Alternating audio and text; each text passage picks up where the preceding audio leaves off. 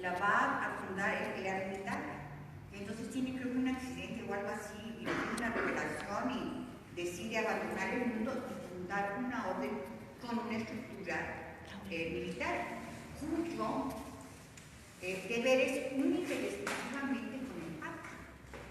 El Papa jesuita, ¿no? El actual, pero es el primer Papa jesuita que llega. Y el significa que este Papa se haya puesto el nombre de Francisco, siendo un Papa jesuita. Eso es muy interesante. ¿Por qué? Porque el franciscanismo es todo un rollo que, bueno, yo les estoy haciéndoles la plática en lo que conectan los micrófonos. ¡Hola, Julietita!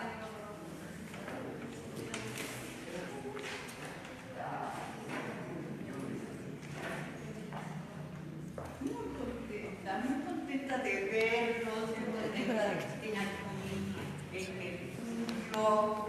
Estamos por dar inicio, estamos empezando a tratar de conectar los micrófonos para que escuchen bien. Pero ya los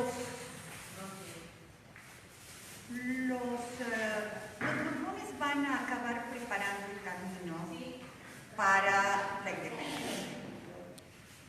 Va a ser un agravio, por ejemplo, la expulsión de los jesuitas va a ser un agravio a la sociedad criolla, porque a muchos criollos los expulsan y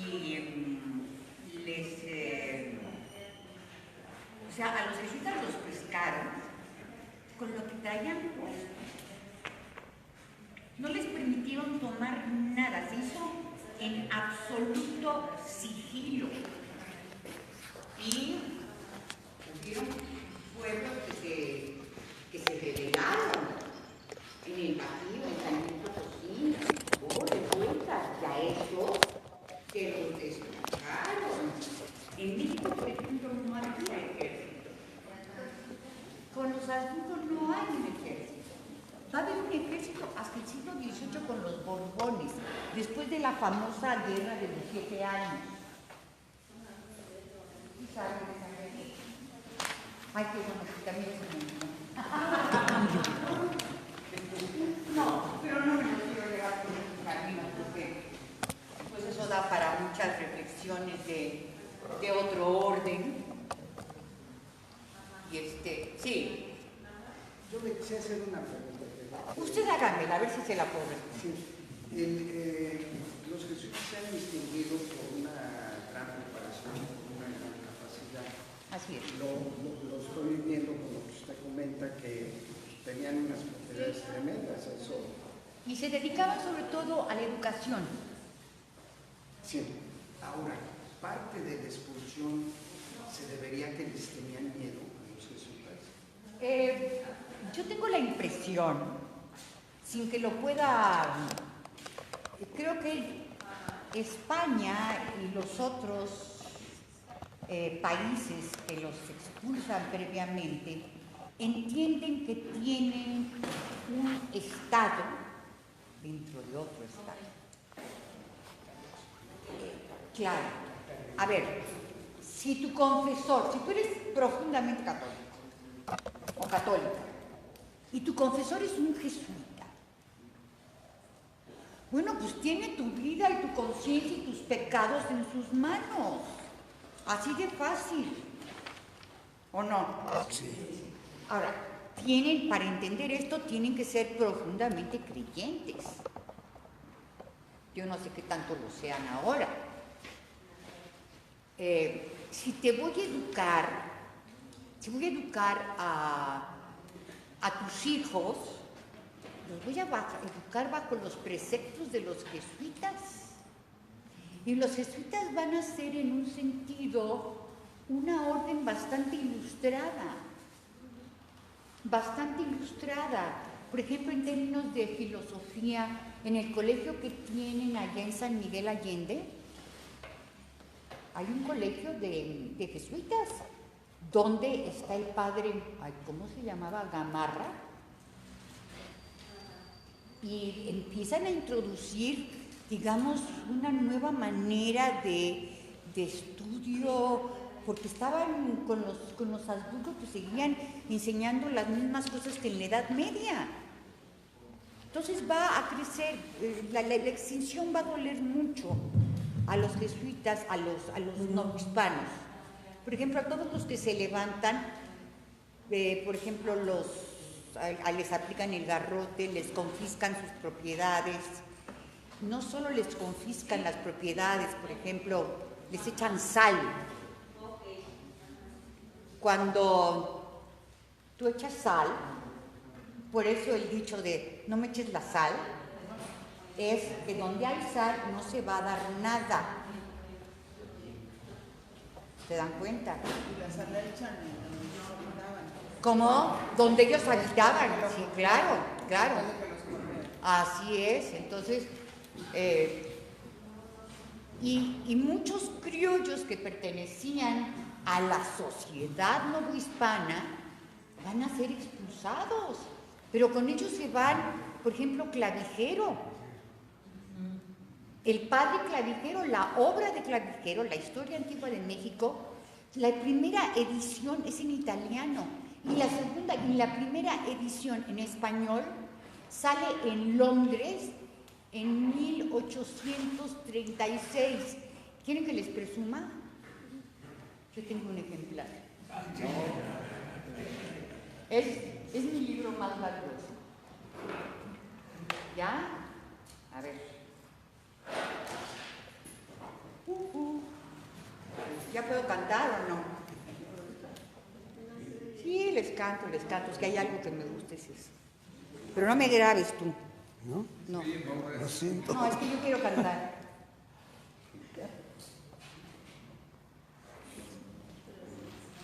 No, si ya hice mi papelazo el otro día, ¿verdad? Hermoso.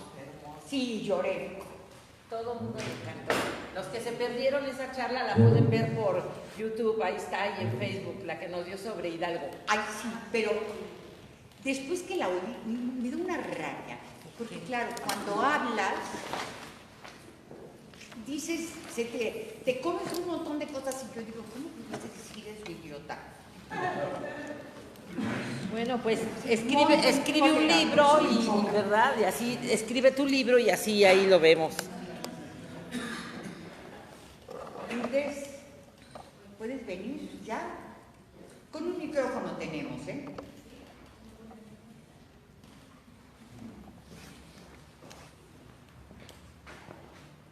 Ya vamos a empezar formalmente. Ya vamos a empezar. Pues entonces déjenme darles la bienvenida y sobre todo déjenme presentar a Edna, a los que no la conocen. ¿Sí se oye? Sí. Bueno, déjenme presentar a Edna para los que no la conocen. Levanten la mano quien no la conoce. Bueno, pues poquitos, pero hay que darles una mano. No, los que no la conocen.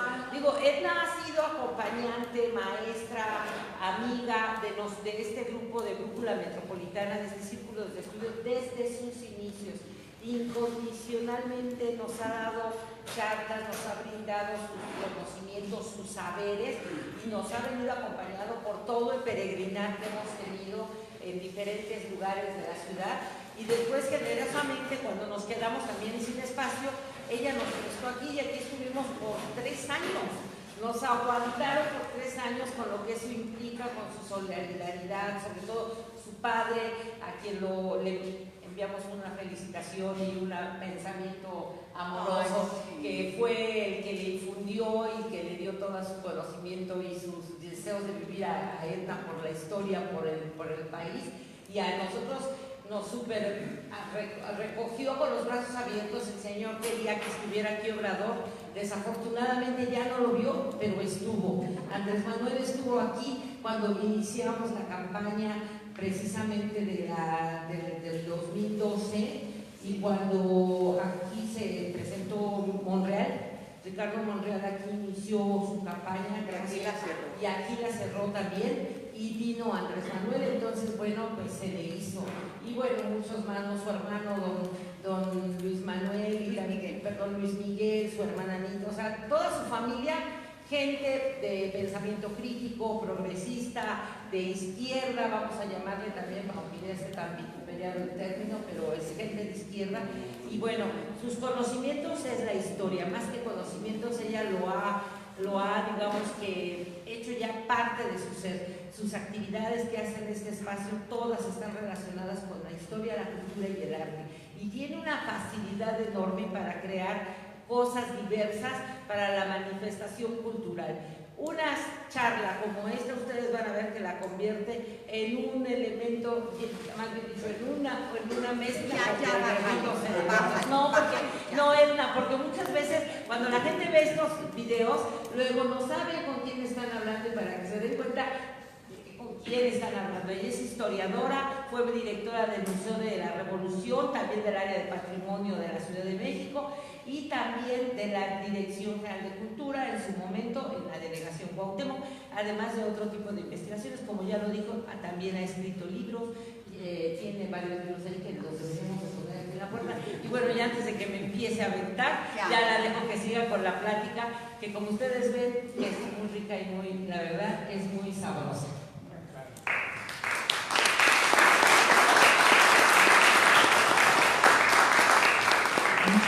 Gracias. Quiero presentarle a mi compañera, a la que va a participar en esta sesión. Quiero que lo haga ella. Es Lourdes Tensowa.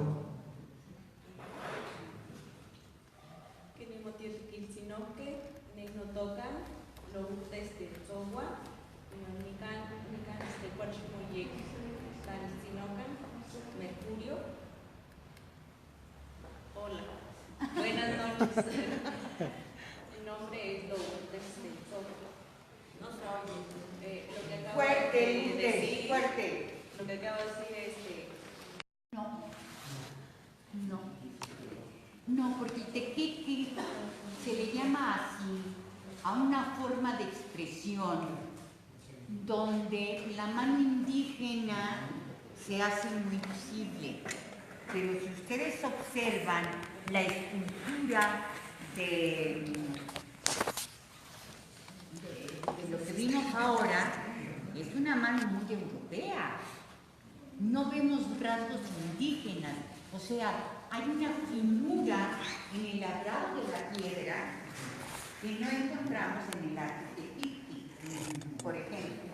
Entonces, es una fachada clásica, y no lo hago porque tengo miles de imágenes de la fachada de Acolman. Y hay además, para los que quieran leerlo, hay un trabajo muy interesante que se llama Invitación al Banquete Divino. Ahí lo pueden encontrar en internet, si me dan chance, justo el nombre del autor. Camino, algo así. Pero allí está. Díganme. Tal vez la pregunta que voy a hacer no está muy asociada con el tema que se tocó, pero no importa. Por ejemplo, la teología de la liberación, que es el sentido que dieron ahora que está retomándose no sé, como un debate que hay, porque es en realidad un debate, la cuestión zapatista del ZLN, cuando toman San Cristóbal, ellos pues lo hacen también con una cuestión de impulso religioso general, por el obispo don Samuel Ruiz, ¿no? Samuel Ruiz. Y la teología de la liberación trae todo un sentido de transformación de la gente, de dejar de ser sumisa a salir y pisar las calles y luchar. Estoy de acuerdo. Entonces, no sé si usted pueda abundar más al respecto. Bueno, ya son terrenos de otro orden, son estrictamente políticos, pero muy interesante. Yo creo que el zapatismo va a dejar una huella importante en México. Pienso también que su oposición y su obstinación a mantenerse al margen de todo los ha excluido un poco, o ellos se han autoexcluido de la escena política. Pero sí que fueron un parteaguas en nuestra vida, porque acuérdense, en los 90, cuando llega Marcos a la Ciudad de México, era francamente una fiesta. Acuérdense, nunca más un México sin nosotros. Y el rumbo del país es bien complicado, es cómo transformamos este país. ¿Lo vamos a hacer por la vía violenta o por la vía pacífica? Son dos alternativas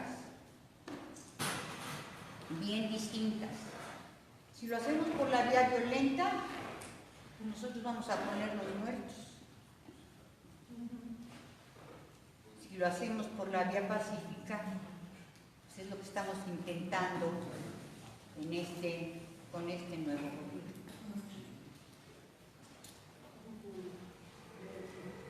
A ver. En relación con lo que nos presentó, ¿cuáles son las fuentes originarias para esto? ¿De dónde tengo tomado todo esto? La leyenda del nacimiento de Huitzilopochtli viene de los informantes de Sagún, de los primeros memoriales. La obra de Sagún es... No, yo pensé que esto me estaba dando calor, pero no.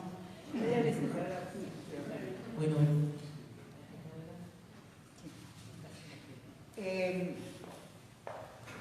Fray Bernardino de Sagún va a ser el primer gran antropólogo, historiador, todo lo que ustedes quieran en el siglo XVI. Era franciscano, era muy guapo, muy bien parecido. Y entonces decide empezar a hacer una investigación y llama y entrevista a los ancianos de Acapulco, la primera vez. Y luego va a otro lado y acaba en Tlatelolco, en el colegio, ¿cómo se llama? En el colegio de Tlatelolco, ahí, y hace una recompilación, les pregunta lo mismo, aplica los mismos cuestionarios y hace una criba de todo eso y va a escribir la obra por excelencia que nos alumbra el mundo mesoamericano, que es la historia, donde se te olvide, Edna, te pone 0 en historia. Historia general de la Nueva España, algo así. Ay, Dios, se me fue el nombre de la obra de Sagún, pero es importante, es muy importante, porque es la fuente por antonomasia. En códices, recurría al códice Tobar, de ahí vienen las imágenes. De iconografía, son años de estar investigando a los símbolos, pero están varios libros, está Ferguson, que es muy bueno. Para México acaba de morir un investigador que le dio muchísimo, Mariano Monterrosa, acaba de morir. Tuve la fortuna de trabajar con él. Y bueno, está Ripa, que también es muy rico en todo lo que quiere decir iconografía. No, son muchas fuentes, es un mundo, el mundo de los símbolos y de la iconografía y la iconología, es decir, por qué está este santo y no otro en esta fachada, es muy importante para los católicos.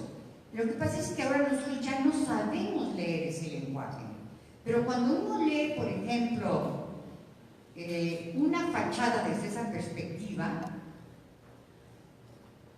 a ver, vamos a encontrar generalmente, no siempre, a San Pedro y a San Pablo en el primer cuerpo del templo, junto a la fachada. ¿Por qué? Porque Pedro y Pablo van a ser los fundadores de la iglesia. Y entonces a Pedro lo vamos a reconocer porque lleva las llaves, que son las llaves del reino, y a Pablo por la espada, que tiene dos significados: fue decapitado, ¿verdad? Y su palabra era como espada. Él convencía con la palabra. Va a ser muy importante. Pablo. Entonces, cada santo tiene su atributo. San Francisco de Asís, ¿cómo lo reconocemos? Tiene una calavera, tiene el cordón franciscano. Eso es lo más, son los atributos específicos. Los evangelistas, por ejemplo, ustedes a veces dicen, ay, qué chistoso, ¿y qué hacen estos animales en las pechinas de los templos? Las pechinas son donde está la cúpula, unas maderitas así. Entonces dice, ¿qué hace ese toro? ¿Y qué hace ese león? ¿Y qué hace ese ser alado? ¿Y qué hace esa águila? El águila, cuando vean una águila, hace referencia a San Juan Evangelista. Y el águila es el águila de Patmos. Cuando él escribe el Evangelio y luego el Apocalipsis, va a estar acompañado por un águila. Bueno, el león es de San Marcos, y luego el toro, creo que es San Mateo. San Mateo. Es San Mateo, y el hombre alado es San Lucas. Ahora, también tiene que ver con el tipo de evangelio que escribió cada uno de ellos.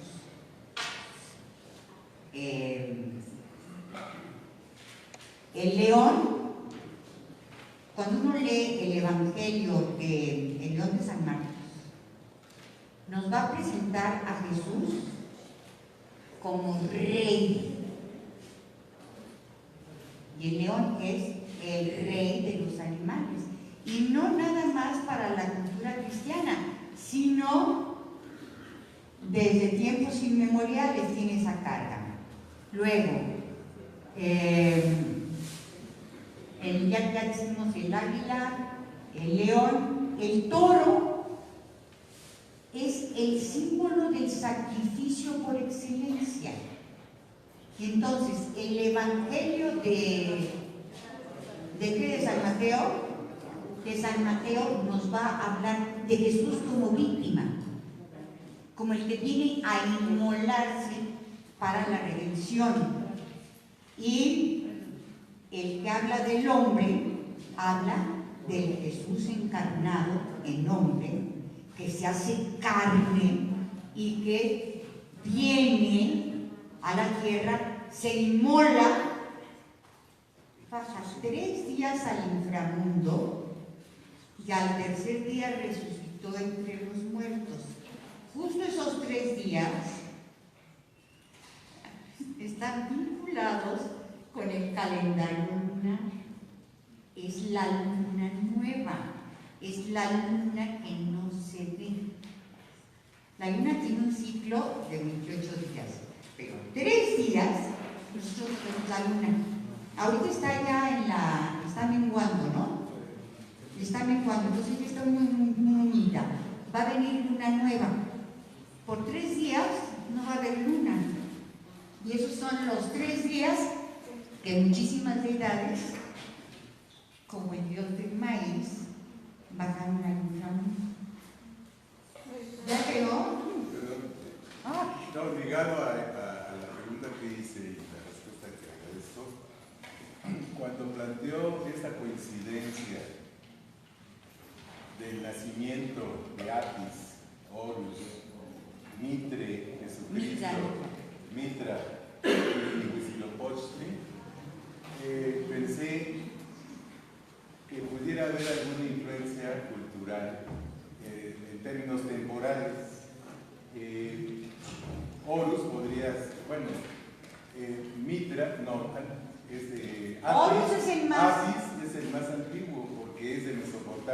No, bueno, sí. Y luego Horus. Horus, el Egipto, que 4.500 años ya estaba toda el panteoncito luego bien organizado. Mitra 2.000 años antes de Cristo. Antes creo que es posterior, que era la Después Jesucristo y luego Huitzilopochtli. Entonces, ¿hasta dónde, si pensamos en las teorías de que todos venimos de las mismas fuentes, en principio de África y después de Asia y luego llegaron a América, hasta dónde hay una influencia cultural y que esta influencia se va reproduciendo? Ahora vamos a llamarle así. A ver. Y bueno, pues si nació en el solsticio, pues que nazca en el solsticio. Tiene muchas... Voy a tratar de explicarlo como yo me lo explico a mí misma. Es decir, Borges decía, un hombre es todos los hombres. ¿Qué quería decir eso? ¿Qué quería decir con eso Borges? Bueno, nosotros cuando nacemos traemos una herencia biológica. En el instante que el óvulo y el esperma se unen, ya sabemos de qué tamaño, cuánto va a crecer, si va a ser alto, si va a ser chaparro. Por ejemplo, me acaba de contar mi hermana, voy a ser mi abuela, estoy feliz. Y el niño tiene 3 meses de embarazo y el fémur le mide 1 centímetro. Entonces ya se sabe que ese niño va a ser enorme. Cosa que no es rara, su mamá mide 1,75 y el abuelo mide 1,89. O sea, pero ya desde ese momento ya sabemos de qué color vamos a tener los ojos, la tez, cuáles van a ser nuestras proclividades a las enfermedades, qué sé yo. Todo eso tenemos una herencia biológica. Nada más. O tenemos también una herencia psíquica. Tenemos una herencia psíquica. Es decir, ¿qué significa el invierno en el hemisferio norte? El invierno. En el hemisferio norte en el que nosotros estamos. El invierno significa muerte. A ver, frío, hambre, temor. No pensemos ahorita. Ahorita está el invierno y nos retapamos y la hacemos. No. Piensen hace 5.000, 6.000, 7.000, 8.000 años. ¿Qué significaba el invierno para el hombre? La muerte. La muerte. En el otoño se van secando y entra la naturaleza en un estado de vida latente. Entonces no es raro pensar que los dioses que vencen al frío y a la muerte son los dioses solares que nacen en el solsticio del invierno. ¿Sí? Y esto no lo digo yo, esto lo dice Jung, Carlos Gustavo Jung, que fue discípulo de Freud, y él fue el que creó esta noción de lo que es el inconsciente colectivo. Por ejemplo, ¿cómo se manifiesta el inconsciente colectivo? A través de sueños. Y yo estoy segura, así, segurísima, que todos ustedes han tenido algún sueño que los marcó. A ver, levanten la mano quien haya tenido un sueño donde se despiertan y se asustan o que no se les olvida.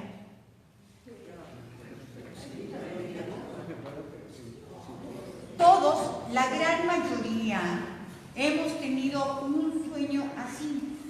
Yo tuve un sueño que en su momento no entendí nada y finalmente lo entendí cuando me metí a estudiar los mitos antiguos vinculados a las diosas madres.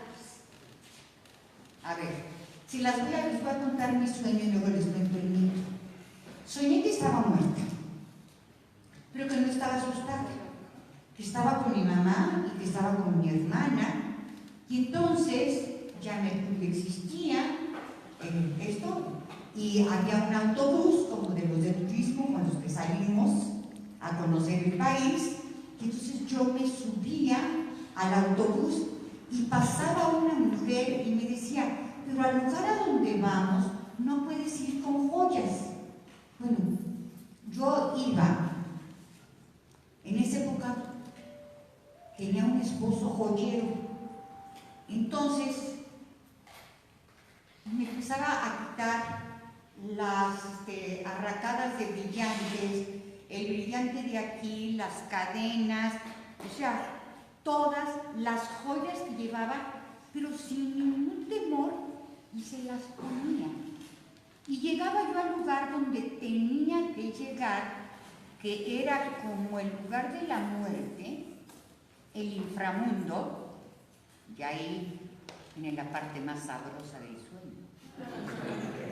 Ya se imaginarán, hay una escena erótica. Bueno, hay los que hagan, todos las canciones.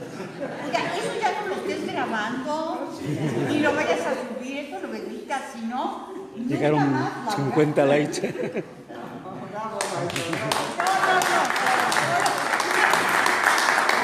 Ahora les voy a contar el mito con el que está vinculado. Es el viaje que hace la diosa de la primavera, de la vida, al inframundo a ver a su hermana. Ella es Inanna, la hermana es Ereshkigal, y tiene una nodriza. Inanna tiene una nodriza. Y dice, sé que Ereshkigal se le está pasando horrible. Entonces voy a ir a verla. Le dice, no puedes ir, porque el que baja al inframundo ya no regresa. No te apures, mira, tú ven, y si en tantos días yo no he regresado, ve y pídele ayuda a Enlil, que es un dios del agua, de la sabiduría. Entonces, cuando llega a las puertas del inframundo, le dicen los guardianes, cancerberos, como se dice en la mitología griega, dicen, pero aquí no puedes entrar con joyas, danos tu corona, danos tu manto, danos tu cetro, danos tus anillos, y la van dejando desposeída de todas sus prendas. Y entonces llega, se encuentra a la hermana, y la hermana está con los dolores del parto. Y entonces le pregunta, bueno, ¿qué diablos estás haciendo aquí? Y dice, pues vine a verte porque sé que acaba de morir tu marido y que estás a punto de parir. Entonces esta, en la cólera, la cuelga de un gancho de carnicero. Esa es una versión del mito, luego la rescatan, etc. Pero hay otra versión más moderna, que ya es griega, y luego romana, que es el mito de Deméter y, ¿cómo se llama la hija? Perséfone. Deméter es la tierra, tiene una hija y se la roba a Plutón y se la lleva al inframundo. Y entonces la diosa tierra, la que hace producir las cosechas, etc., empieza a buscar a su hija desesperada, se olvida de todas sus tareas de hacer producir la tierra porque anda buscando a la hija y no la encuentra, y les pregunta a todo Dios y no la encuentra, pero el sol que todo lo ve es chismosón, y entonces le dice, mira, tu hija se la raptó Hades, que está en el Hades. Entonces ya los dioses están muy preocupados porque Deméter ha olvidado sus tareas y ya no están produciendo la tierra, el hombre se está muriendo, ya no les hacen sacrificios a los dioses. Y entonces le dice Zeus, pues tienes que volver a tus tareas. Pues no vuelvo hasta que no me devuelvas a mi hija. Es que no se puede, es que ya está ya. Pues hazle como quieras, entonces mueren ustedes y que se muera la humanidad. Y tiene que hacer Zeus una negociación con su hermano Hades para que Deméter pueda salvar y recobrar a su hija. La única condición que le ponen es que no haya comido nada en el inframundo. Y le dice a su mamá, ¿verdad que no comiste nada, mijita? Nada más unos granitos de granada, mamá. A ver, digamos, ¿qué son los granitos de granada? ¿De qué color es la granada? Roja. ¿Qué pasa cuando una mujer tiene relaciones sexuales? Sangra. Entonces,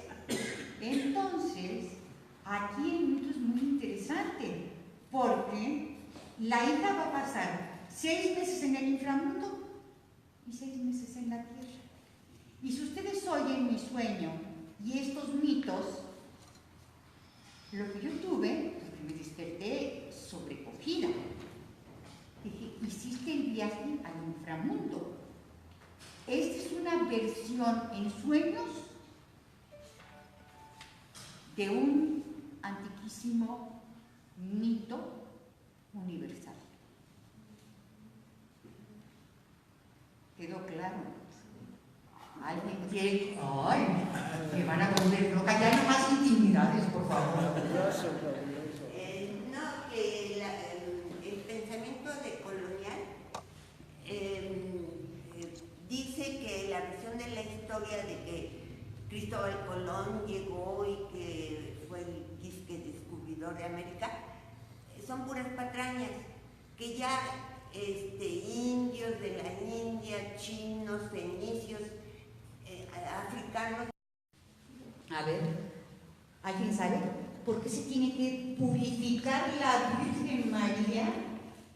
Porque las mujeres que daban a luz un varón quedaban impluras durante 40 días. Es la famosa cuarentena. Y entonces no podían tocar nada, ni ser tocadas porque eran impuras. Si hubiera sido una mujer, eran 80 días. Y cuando la mujer menstruaba, era impura. Y esto se da, bueno, hasta el día de hoy. Hace poco yo no sé en qué pueblo de la India, porque siempre me ando metiendo en el internet, decidieron que las mujeres no podían entrar al templo hasta que descubrieran una máquina que permitiera saber si estaban menstruando o no. Y se armó un escándalo. La menstruación, algo tan natural, que es el símbolo de la vida. A todas las que estamos aquí, cuando éramos chamacas, íbamos a la farmacia y entonces uno que sin que nadie tuviera, me das unas toallas, por favor. Y entonces te los envolvían en papel periódico, para que nadie se diera cuenta. Ahora ya no es así, pero en tu época así era, en la tuya también, en la mía, si yo no soy ninguna polla. Pero uno te metes a investigar y todas las culturas tienen el pinche tabú de la menstruación. Los judíos, los hindús, y bueno, lo que tienen que hacer las pobres mujeres hindús para purificarse es terrible.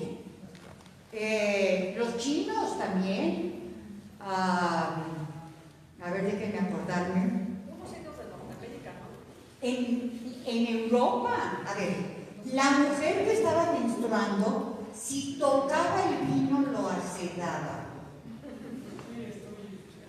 Las mujeres en los templos no podían cantar junto a los hombres porque a lo mejor eran impuras.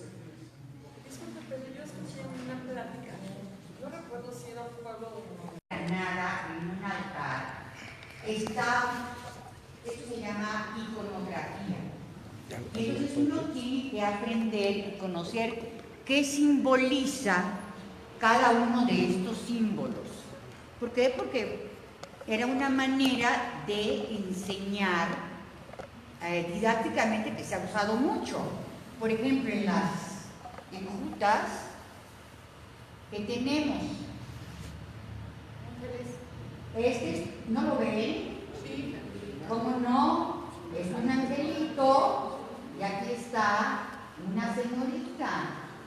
Es la anunciación, ¿no? Es cuando el arcángel Gabriel le anuncia, es el momento de la encarnación, es decir, cuando le dice que va a ser madre del Hijo de Dios. Entonces, todo esto, todos estos simbolitos que ven aquí tienen un significado.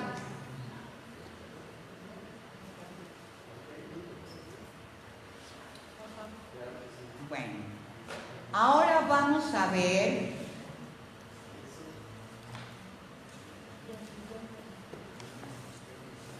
qué hay aquí. ¿Ven ese plato? Tienen unos pescaditos.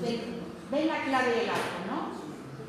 Bueno, luego viene un angelito, luego viene un plato con unos pescaditos. ¿Saben de qué se tratan los pescaditos? ¿Cómo? ¿El primer milagro? No, el ictus es la primera manera de la iconografía de Jesús. Entonces los católicos, los primeros cristianos, para reconocerse, pintaban un ictus, un pescado. Y bueno, ese es el pescador de almas, sus discípulos son pescadores, etc. Es el ictus en griego. Y es cuando uno ve un pescado, sabemos que está haciendo alusión a esto. Pero a mí me interesa que pongamos atención en otro de los simbolitos que aquí se ven.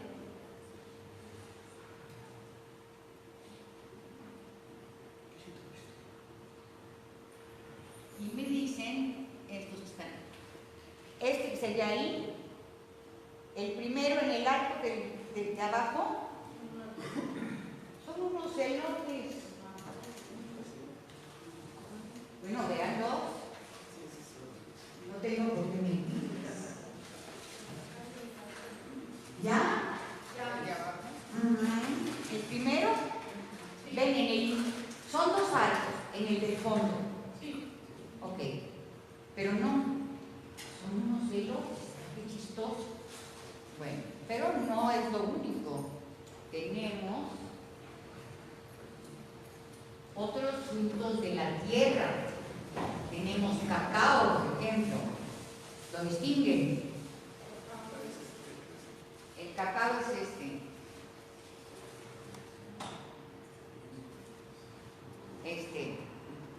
un guaje, ¿ok? Entonces, esta es una especie de invitación a un banquete divino, ¿cierto? Ahora, esto se construye en el siglo XVI. Entonces yo les invito que hagamos un viaje hasta el siglo XVI, donde todos ustedes van a ser mexicas que o vivieron el drama de la caída de Tenochtitlan o lo escucharon y que cargan eso a cuestas en su memoria reciente.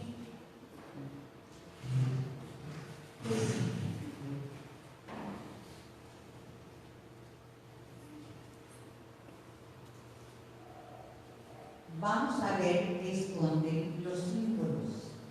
Si ustedes fuesen habitantes del pueblo de Acolman y llegan y miran esa fachada, ¿qué se imaginan?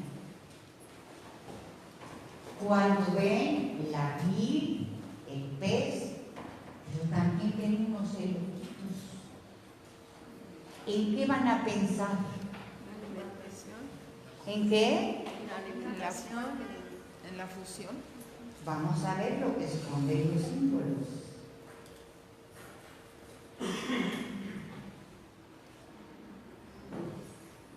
Cuando el pueblo mesoamericano piensa en el maíz, ¿en qué está pensando? En el origen de la vida y del hombre. Así de simple. Por ejemplo, para los mayas,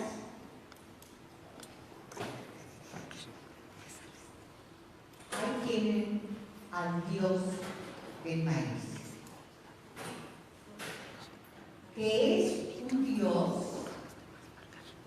que tiene que bajar al inframundo y luego renace en un caparazón de una tortuga y aparece. Y hace a los hombres de pasta de maíz, de masa. Los seres humanos para el mundo maya y para el mundo mesoamericano eran el dios del maíz. Nosotros somos la cultura del maíz. Los hombres eran los hombres del maíz. ¿Queda claro? Entonces, si fuesen ustedes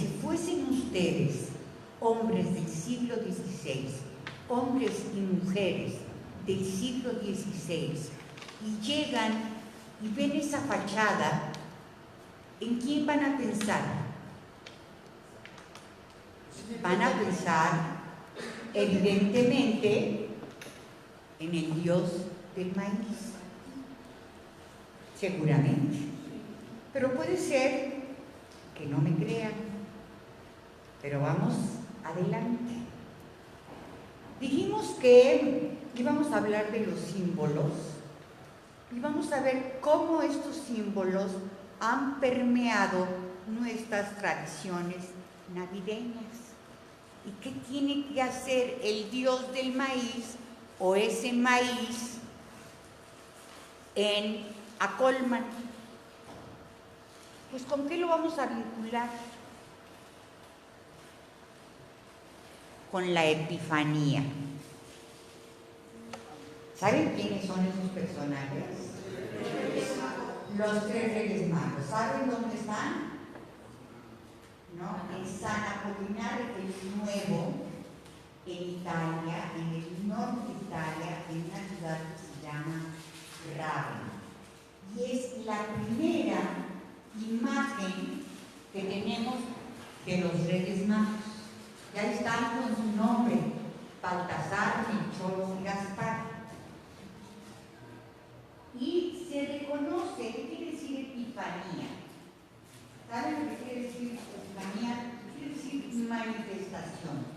Es decir, estos Reyes Magos van a llegar a la casa del pan, a Belén, ¿a qué? A postrarse frente al rey que ha nacido y que una estrella los ha guiado. Y eso se da precisamente el 6 de enero que acaba de pasar. ¿Y cómo lo celebramos? Cortamos una rosca de reyes. Y regalos para los niños. Y les damos regalos a los niños, partimos la rosca de reyes. Ahí está, ¿quién quiere un pedacito? Y luego el que se saque el niño Dios tiene que ir, es la tradición de que el 2 de febrero tiene que disparar los tamales. Qué chistoso, ¿verdad? Que de la rosca de Reyes, el 2 de febrero, en la celebración que se llama de la Candelaria, que tiene una historia larguísima que no se las pienso contar, porque entonces es otra, porque ya se las di el año pasado. Se visten los niños dioses y hay una calle allí donde está la Casa Talavera, esa calle, que es donde donde visten a los niños dioses. Y vean nada más los trajes que estos son los que están de moda ahora. En una moto o no sé qué, ¿no? Pero los visten de charro, los visten del santo, o les ponen los vestiditos originales, que es como un roponcito de bautizo, ¿cierto? Bueno, y vamos a comer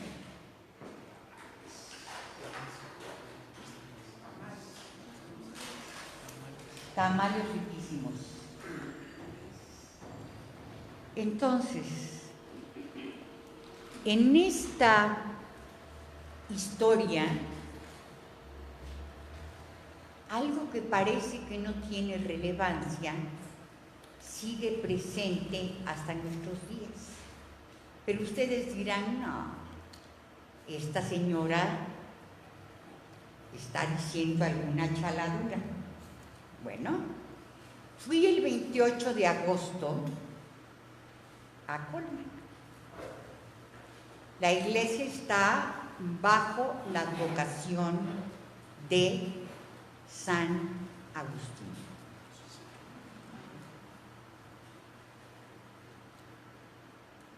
Ahora, con la imaginación, quiero que entren a esa iglesia. Ese es el interior, esa es la cabeza, el presbiterio, lo que está hasta el fondo. Es una bóveda de crucería y hay todo el santoral jerárquico de la Orden Agustina, que es la tercera orden mendicante en llegar a la Nueva España. Imagínense que son hombres y mujeres del siglo XVI, que van a misa un domingo, que van con sus hijos, que llevan sus ofrendas, que llevan sus petates, porque las bancas es una invención muy posterior en las iglesias, que se van a sentar ahí y que van a empezar en algún momento a rezar el Padre Nuestro en náhuatl, pero en el náhuatl del siglo XVI. Quiero que hagan el esfuerzo. Y entonces, señorita, por favor, esto es lo que encontré.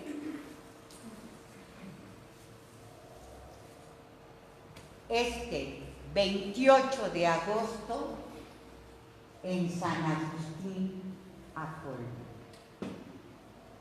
¿Quién es el santo que está ahí? Es San Agustín. ¿Cómo lo sabemos?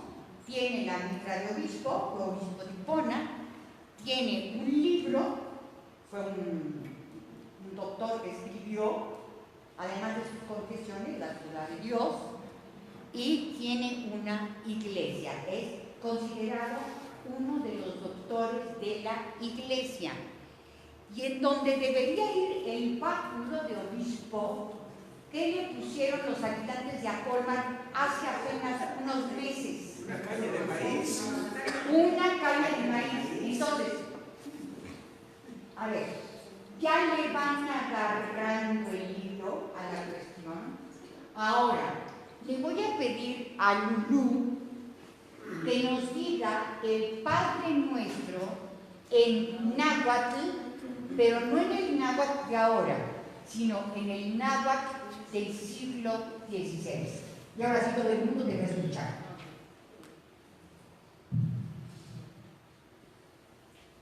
Tonantzin, totantzin, totantzin inilhuicac, mimoesticate. Techmocatlistica. Intotashkali, momostiac, intotashkali, totechmoneco. Y en español sería Madrecita nuestra, Padrecito nuestro, que están en el cielo, danos nuestras tortillas de cada día que necesitamos. Gracias. ¿Lo puedo repetir? Fue muy breve. Fue muy breve, lo podemos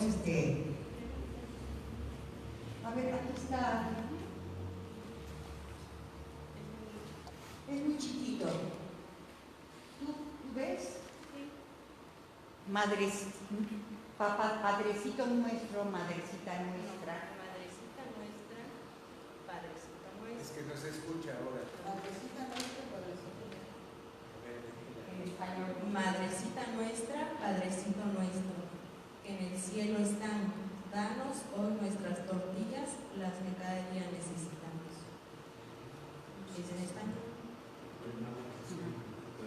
Otra vez. Tonantzin, totatz.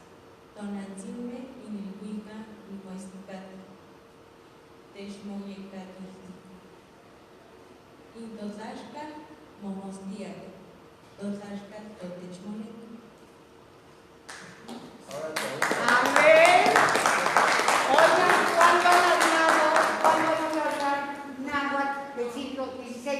Esta niña hace muchas gracias, porque ella, claro, su lengua natural, su lengua materna es el náhuatl. Pero le dije, no, te tienes que aprender esta oración, este Padre Nuestro, pero como se rezaba en el siglo XVI. Entonces, ¿a quién le están rezando esos hombres y mujeres que llegaban a San Agustín, a Colman, hace 450 años? Al Dios del maíz. Al Dios del maíz. Ahora, para los que no me acaban de creer,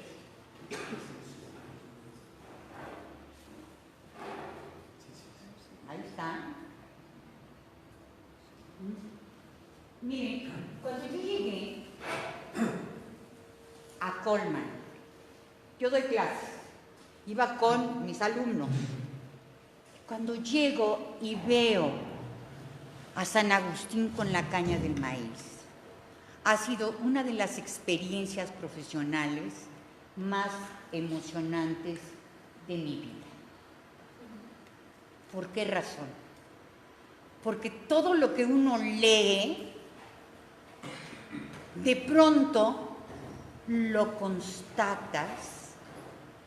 Todo esto que yo tuve que leer muchísimos artículos, etcétera, ensayos, meterme con un montón de cosas de las que yo estaba muy alejada. Pero cuando me encuentro a San Agustín, el 28 de agosto del 2018, con la caña de maíz, quedé verdaderamente sorprendida. Ahora, vamos a ver.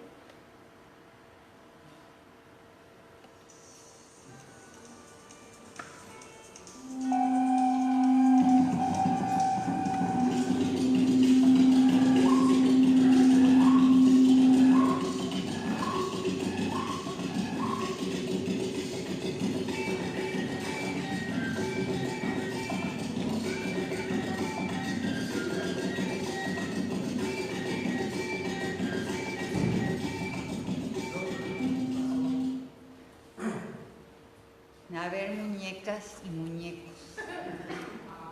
¿Hace cuánto que se filmó este video?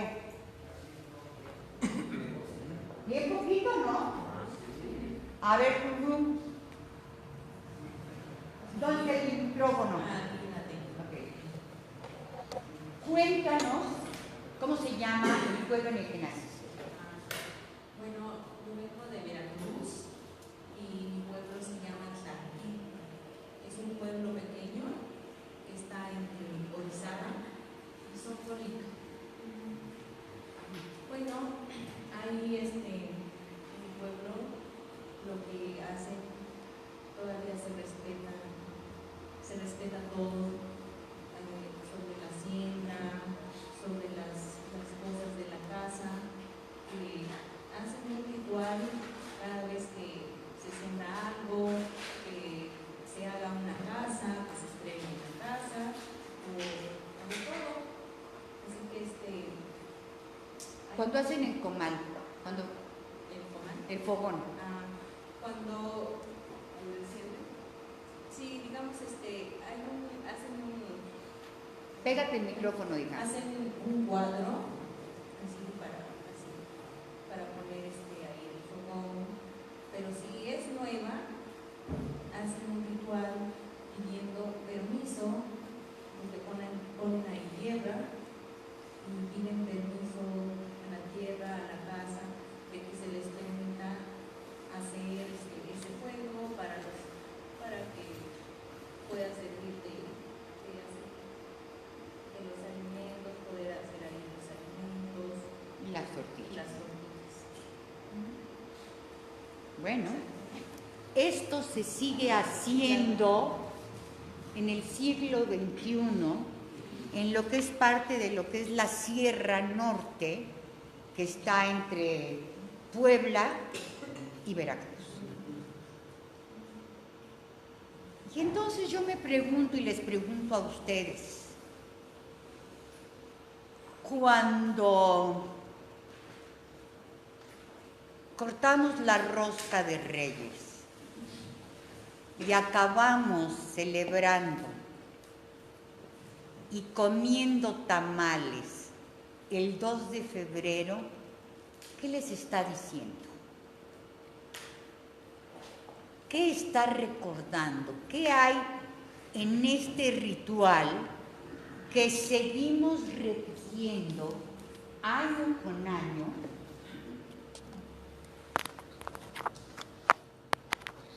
¿Qué les dicen? Es un festejo con maíz. Pero el dios del maíz sigue vivo. En una manera, en los pueblos de tradición, de pueblos originarios, esta tradición es todavía muy poderosa, como lo acabamos de ver. En nosotros, ya más urbanos, ¿qué significa? Que seguimos repitiendo un ritual, pero desconocemos su significado. Y seguimos comiéndonos felices los tamales, y cuando partimos la rosca, ¿a quién nos estamos encontrando? ¿Al niño Dios o al Dios del maíz?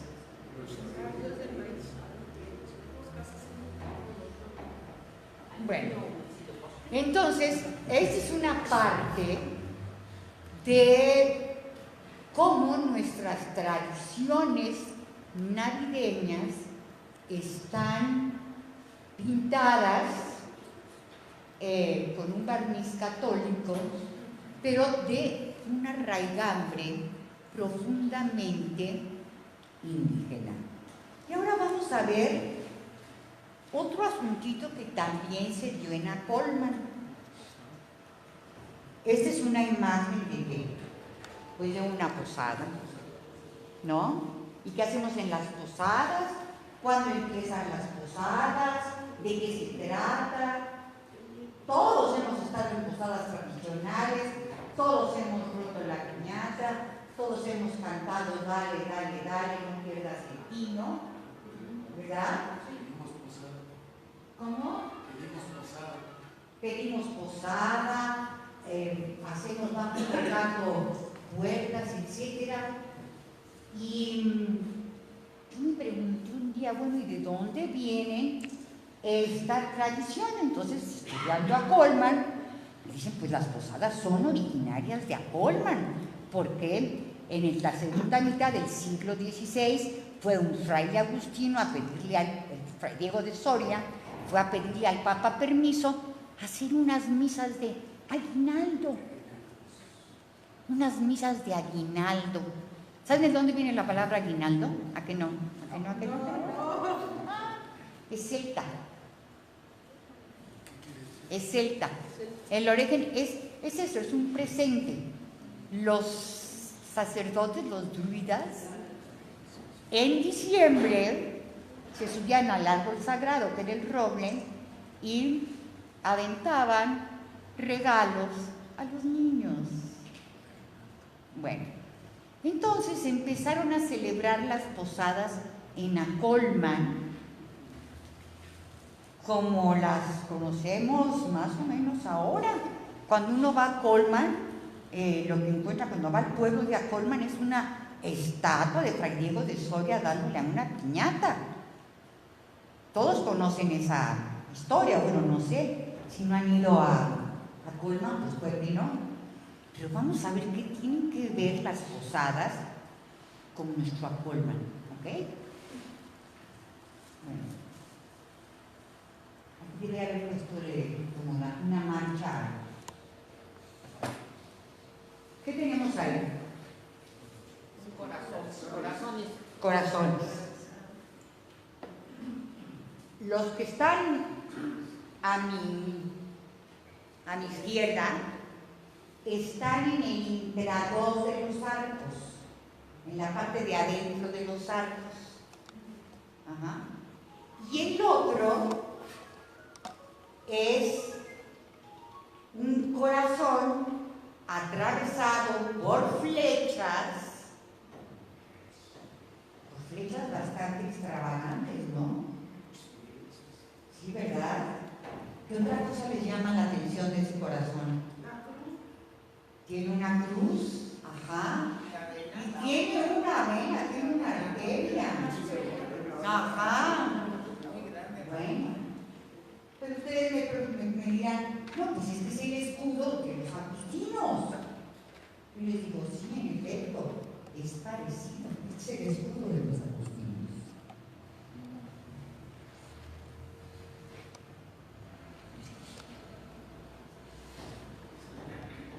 Ahí está la cruz, ahí están las flechas, ahí está el libro y el toma y lee, que es el momento de la conversión de San Agustín. ¿Se acuerdan? Que oye una voz, él está en un jardín, oye una voz de un niño que le dice toma y lee, toma y lee.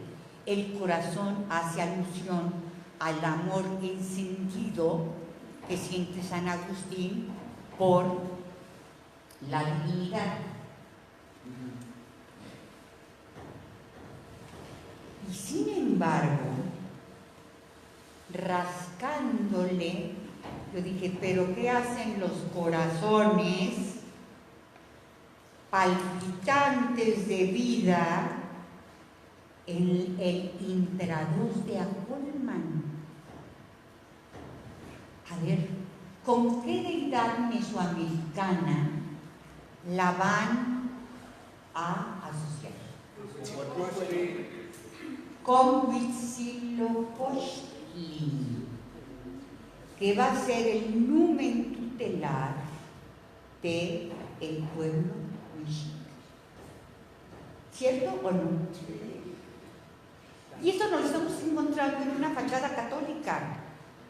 Bueno, vamos a hablar de cuál es el mito asociado al nacimiento de Huitzilopochtli. ¿Les parece? Y si no les parece,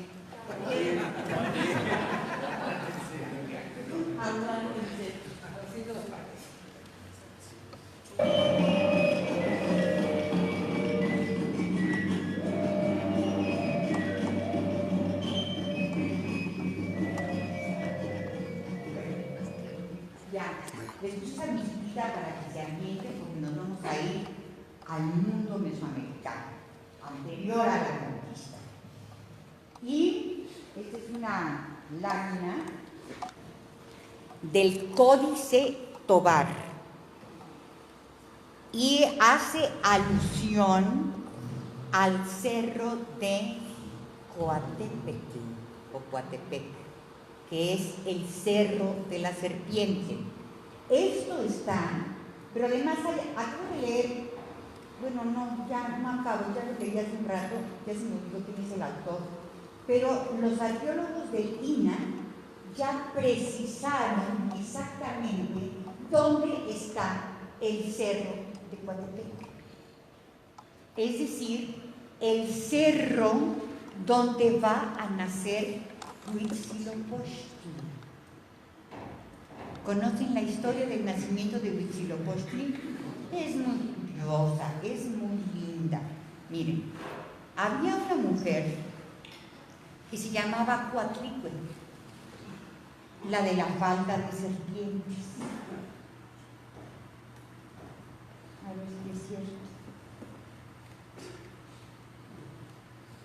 Y entonces era una mujer muy devota, tenía muchísimos hijos y de repente estaba riendo el cerro y delante de ella cae un ovillito de plumas. Entonces ella estira la mano, lo toma y lo guarda en su seno. Cuando acaba de barrer, no encuentra el ovillo de plumas y se da cuenta que misteriosa y mágicamente está embarazada. Y está muy asustada porque sus hijos, encabezados por una hija que tenía, que se llamaba Coyolxauhqui, y sus hermanos, que se les conoce como los Tzentzoquiznahua, estaban muy indignados porque quién había osado deshonrarlos y deshonrar a su madre. Entonces deciden matarla. Y estando en el vientre de su madre, Huitzilopochtli le hablaba a la madre y la calmaba y le decía: no temas, yo sé lo que tengo que hacer. Habiendo oído Coatlicue las palabras de su hijo, mucho se consoló, se calmó su corazón, se sintió tranquila. Es decir, podemos establecer varios paralelismos. Así como vemos como el Espíritu Santo encarna en el vientre de María de manera misteriosa, aquí una bolita de plumas se va a convertir también en un Dios.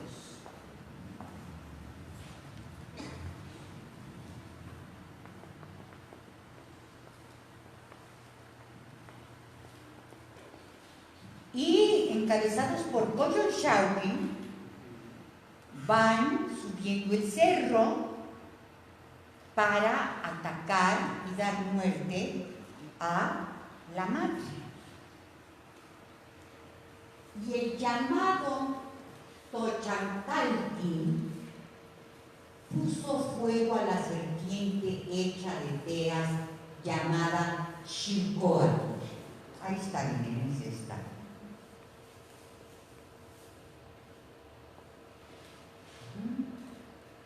Que obedecía a Huitzilopochtli.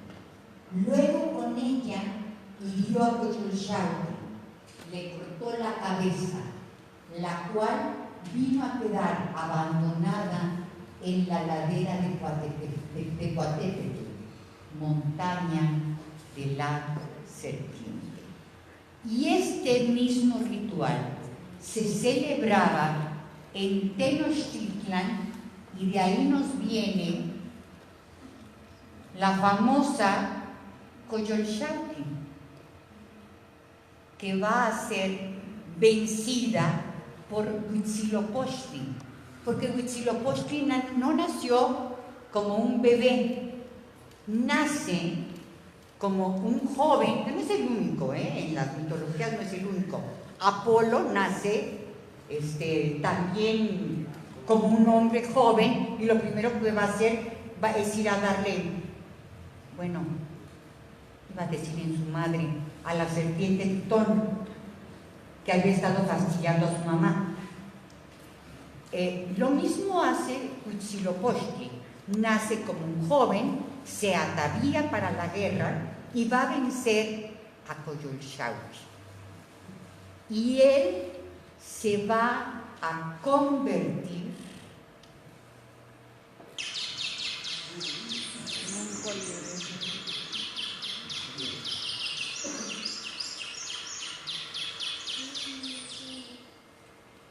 en el colibrí zurdo.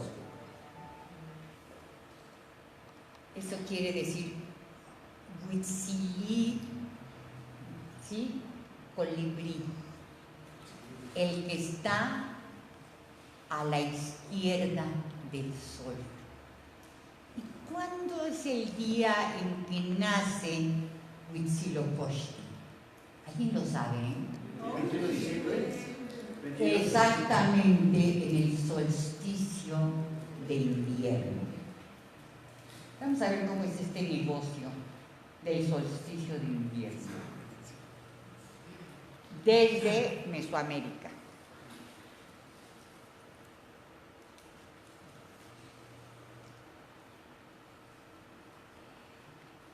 Esto es posible hacerlo por donde estamos ubicados geográficamente. Entonces tenemos el esquema del ciclo diario anual del Sol en México. Entonces tenemos el 21 de junio el cenit del Sol en el norte. Luego, que es la tarde y se conoce como Sol descendente. Después, en la mañana, el Sol ascendente, en la noche el Sol descendente y el Sol ascendente. Y esto se da en los solsticios y en los equinoccios, que son fenómenos astronómicos. Y el 21 de diciembre se van a llevar a cabo la fiesta del Panquetzalistli, es decir, las fiestas de las banderas que se hacían en honor de Huitzilopochtli. Y ahora, no es digresión, vamos a ver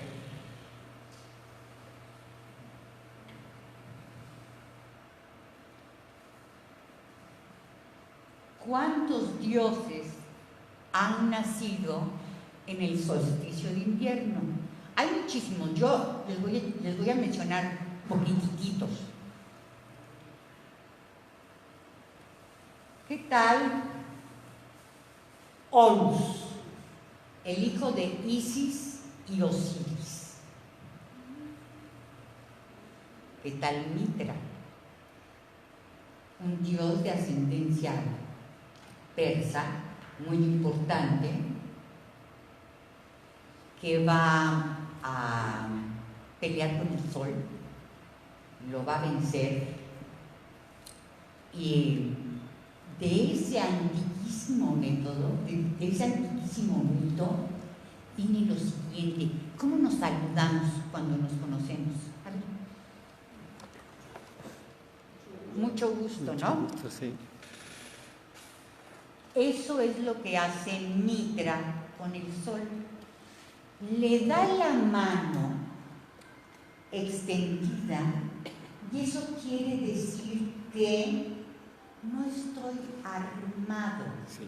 te doy confianza. Eso tienes la mano bien pesadita, por cierto. Bueno, pero no es el único. El mitraísmo y el catolicismo, el cristianismo no saben la cantidad de paralelos que tienen, pero él también va a nacer en el solsticio de invierno. Luego, Atis, otro dios del Medio Oriente. Por supuesto, Huitzilopochtli, que aunque ustedes no lo crean,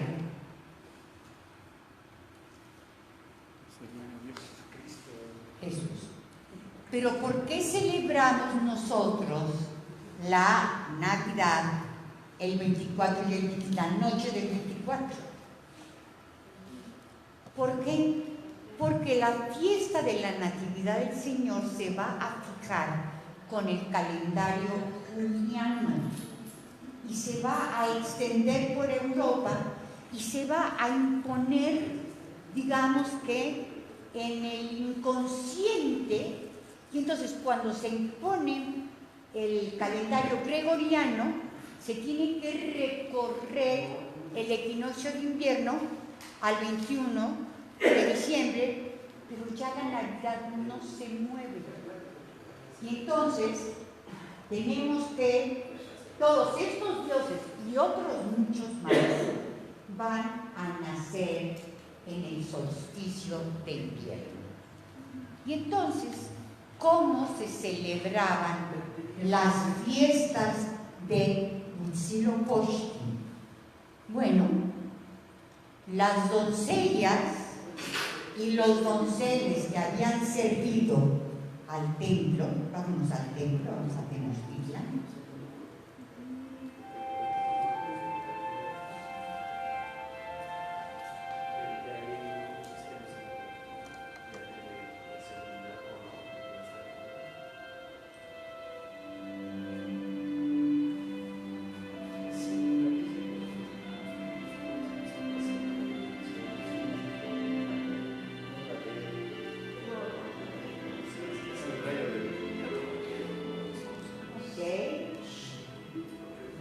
vénganse con la imaginación. Vamos a nuestra vieja Tenochtitlan, por favor. Acompáñenme.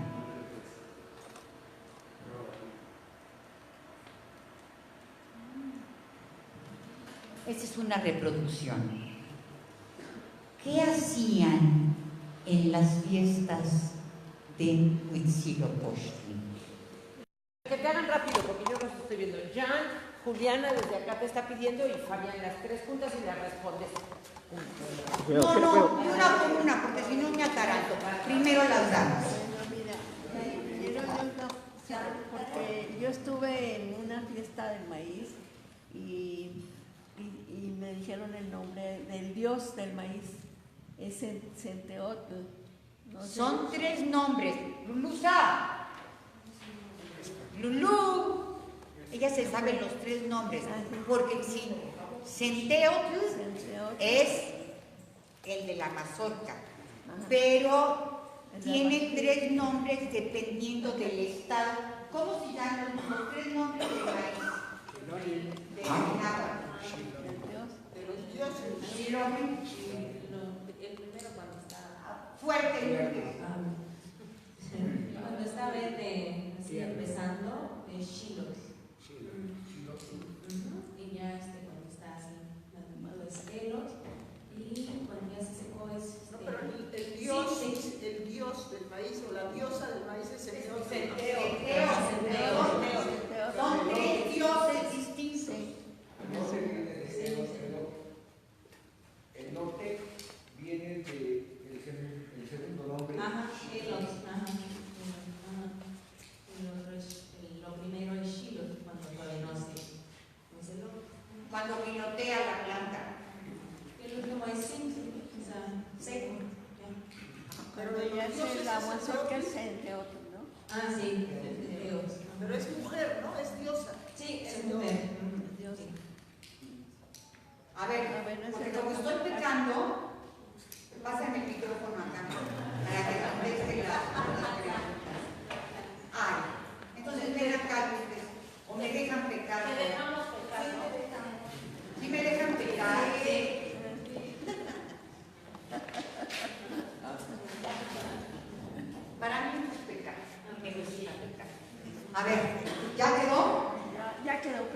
¿Quién más? Tú. Yo. Espérate, María Antonieta. Ya. A mí me llama la atención, hablando de un poco de discusiones, el comentario que hizo aquí el compañero. El tema del invierno en el hemisferio norte pudiera explicar en parte la relación que se da entre todos estos seres divinos, mitológicos, que pareciera más bien ser una reencarnación o preencarnación uno de otro. Eric von Däniken escribe el libro de las carrozas de los dioses y ahí plantea la teoría de los antiguos astronautas que después, de manera más contemporánea, inclusive el canal de History Channel arma todo un documental muy extenso, ¿no?, que trata el tema de seres que nos necesitan de otros planetas y demás, que tienen que ver con el origen de la vida. Entonces, ¿cómo se pudiera, en su opinión, explicar esa relación entre esos seres que vivieron, o sea, esos dioses que vivieron en épocas distintas, en lugares distintos, y que de alguna manera sus culturas, sus grupos humanos construyeron el mismo tipo de edificaciones en forma piramidal? O sea, si no se conocían, si no se podían visitar unos a otros, ¿cómo carajos coincidieron? ¿Cómo carajos coincidieron? Bueno, para eso ya adelanté la teoría del inconsciente colectivo. Y les tuve que contar un sueño, que ustedes hayan entendido los paralelismos que había en este sueño, que es un sueño que tiene que ver con un mito, que es la bajada al inframundo de la diosa de la primavera, que era yo, y bajo al inframundo y me como la granada. No queda claro eso, ¿verdad? ¿Sí o no? Sí. ¿Sí o no? O sea, No queda claro. si bajas al inframundo y pecas, ¿no? ¿Pecó? Pues no, mamacita, disfruto. La psicología de los grados de... No, pero ¿por qué ver el sexo como pecado? Ya te balconeaste solita. A ver, vamos despacito. Carlos Gustavo Jung fue un psicólogo, discípulo de Freud. El gran aporte de Freud es que dice, hay algo que se llama inconsciente, ¿ok?, que está dentro de nosotros y que nos hace a veces actuar de maneras bastante irracionales. Por ejemplo, alguien nos lastima y en lugar de decir, es que me dolió lo que me dijiste, nos enojamos.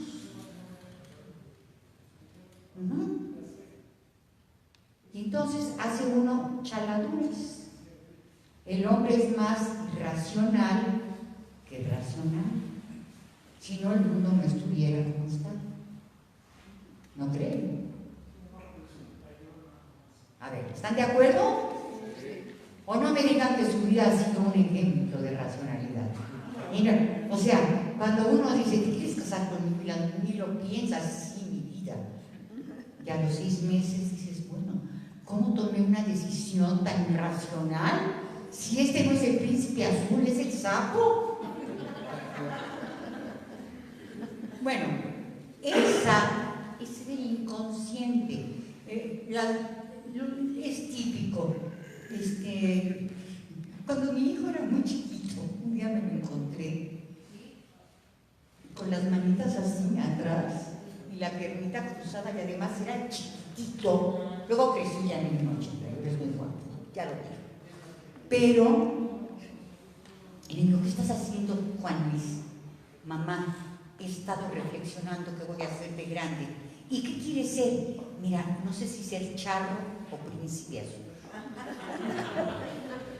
Y entonces las mujeres, cuando nos piden matrimonio, queremos ver al príncipe azul, a ese príncipe que no existe. Y cuando nos casamos nos topamos con la dura realidad que nos casamos con un ser humano y que le pusimos un montón de cosas que no tenían. Pero lo mismo le pasa a los varones con las señoras. Entonces, en lugar de encontrarse a la hada, se encuentran una pinche bruja espantosa. Eso es el inconsciente. O por ejemplo, cuando vamos a un velorio y vemos que uno de los deudos se está carcajeando, ¿no les ha pasado? Es muy, ¿qué le pasa? Pero si se acaba de morir su papá. No, eso es el inconsciente. Lo que está actuando es el inconsciente. Ahora, hay un inconsciente que es nuestro, que tiene que ver con nuestra propia historia, pero hay un inconsciente colectivo. Hay un inconsciente que tiene que ver, por ejemplo, con el grupo en que nacimos. Vienes de una familia clánica, por ejemplo. Una familia clánica son esas familias que viven como muéganos, que son un montón, y a ver, les pongo un ejemplo histórico, ¿ok? Con eso van a entender más. Madero.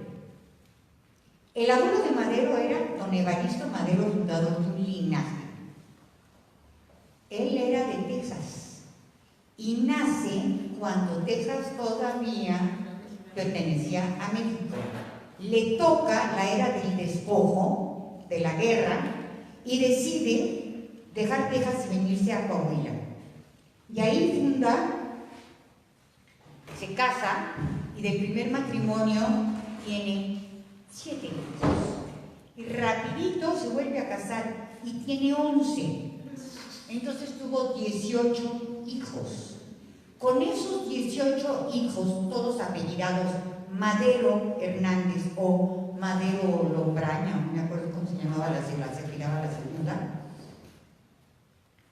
forman el clan Madero. Y todos van a casar con las familias más linajudas, tanto de Coahuila como de Nuevo León. El papá de Madero es el primogénito de don Evaristo. Y Maderito, nuestro Maderito, es el primogénito del primogénito. Imagínense la carga que eso significa para un hombre. Las expectativas que tiene depositada la familia en ese primogénito. Las expectativas. Y ojo, cuando uno defrauda las expectativas de los papás y de la honorable familia, ¿cómo nos sentimos? Culpables. Ese es el inconsciente. Ese es el inconsciente. Ese es el inconsciente y nada más el de nuestro entorno. Que hay varias literatura al respecto. Pueden ver, hay un libro de no sé, se llama Ay, mis ancestros. ¿No? Muy divertido. Échenle un ojo. Ese tipo de cosas nosotros las venimos cargando. Los traumas de nuestros papás. Si vienes de un papá golpeador, pues te vas a casar, si eres mujer, con un hombre golpeador. Si no lo resuelves, lo vas a heredar. ¿Sí o no? Decía Santiago Ramírez, infancia es destino. Bueno, esto es el inconsciente. Ahora, así como hay un inconsciente familiar, hay reglas en la familia que no se pueden violar. Todos lo sabemos. Hay reglas en cada familia que no se pueden violar, porque si se violan, nos vamos a ver sometidos ¿a qué?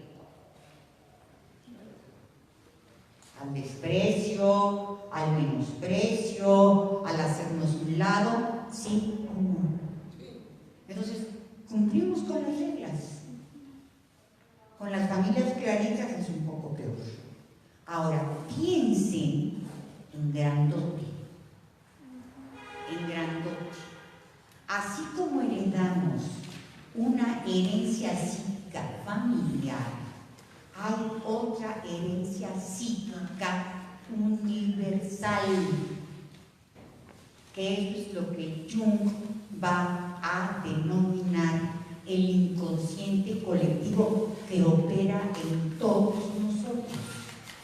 Espero que lo hayan entendido. Si no, me siento vencida.